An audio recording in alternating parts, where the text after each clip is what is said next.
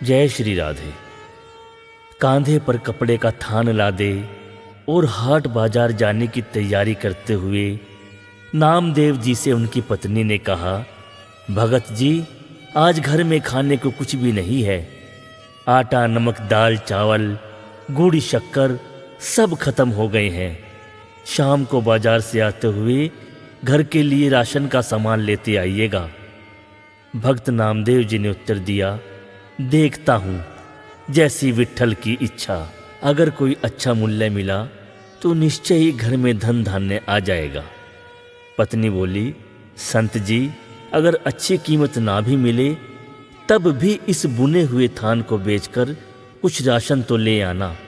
घर के बड़े तो भूख बर्दाश्त कर लेंगे, पर बच्चे अभी छोटे हैं, उनके लिए तो कुछ ले ही आना। जैसी मेरे विट्ठल की इच्छा। ऐसा कहकर भक्त नामदेव जी हाट बाजार को चल दिए। बाजार पहुँचे तो पीछे से किसी ने पुकारा, वाह साईं, कपड़ा तो बड़ा अच्छा बुना है। ये फकीर ठंड में कांप कांप कर मर जाएगा। दया कर और रब के नाम पर 2 चादरे का कपड़ा इस फकीर की झोली में डाल दे। भक्त नामदेव जी बोले, 2 चादरे में कितना कपड़ा लगेगा फकीर जी? फकीर ने जितना कपड़ा मांगा, इत्तिफाक से भक्त नामदेव जी के पास थान में कुल कपड़ा उतना ही था और भक्त नामदेव जी ने पूरा थान उस फकीर को दान कर दिया।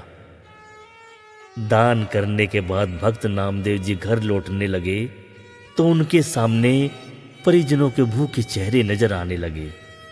फिर पत्नी की कही बात कि घर में खाने को कुछ नहीं है, दाम कम भी मिले तो भी बच्चों के लिए कुछ ले ही आना।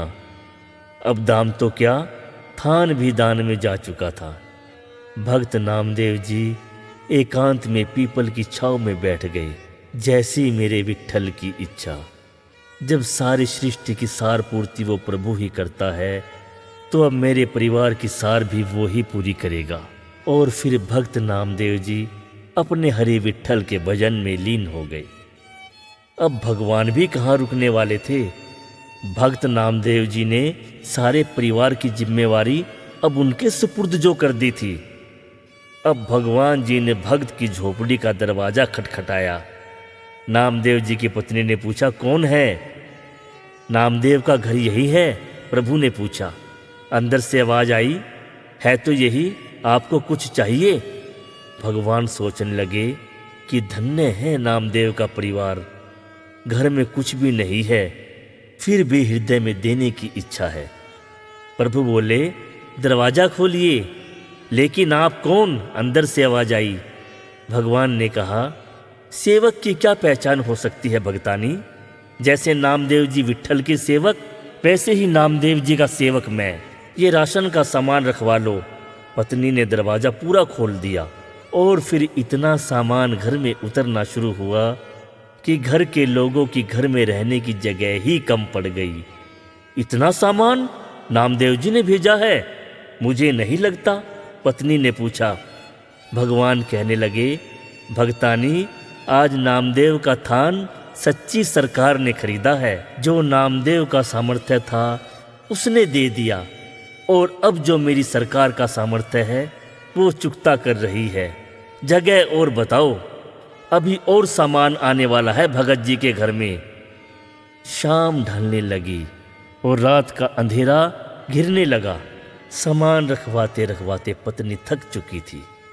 बच्चे घर में अमीरी आते देख खुश हो रहे थे।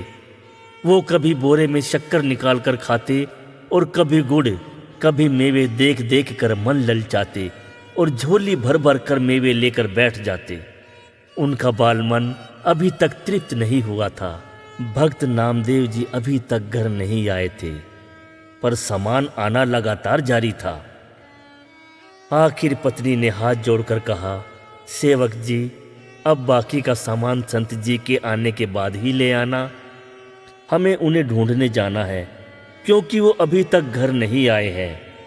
भगवान जी बोले, वो तो गांव के बाहर पीपल के नीचे बैठकर विट्ठल सरकार का भजन कर रहे हैं। अब परिजन नामदेव को देखने गए। सब परिवार वालों को सामने देखकर नामदेव जी सोचने लगे, जरूर ये भूख से बेहाल होकर मुझे ढूंढ रहे हैं। इससे पहले कि संत नामदेव जी कुछ कहते, उनकी पत्नी बोल पड़ी, कुछ पैसे बचा लेने थे। अगर थान अच्छे भाव बिक गया था, सारा सामान आज ही घर खरीद कर भेजना था क्या संत जी? भक्त नामदेव जी कुछ पल के लिए विस्मित हुए। फिर बच्चों के खिलते चेहरे देखकर उन्हें एहसास हो गया कि जरूर मेरे प्रभु की कोई लीला है। पत्नी ने कहा, सच्ची सरकार को आपने थान बेचा और उन्होंने सामान घर भेज दिया। उनका सेवक तो रुकता ही नहीं था, पता नहीं कितने वर्ष तक का राशन दे गया।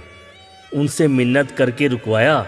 बस करो, बाकी सामान संत जी के आने के बाद उनसे पूछ कर ही कहीं रखवाएंगे। भक्त नामदेव जी हंसने लगे और बोले, वो सरकार है ही ऐसी, जब देना शुरू करती है तो लेने वाला भक्त थक जाता है, उसकी कृपा कभी भी खत्म नहीं होती। जय श्री कृष्ण, जय श्री राधे।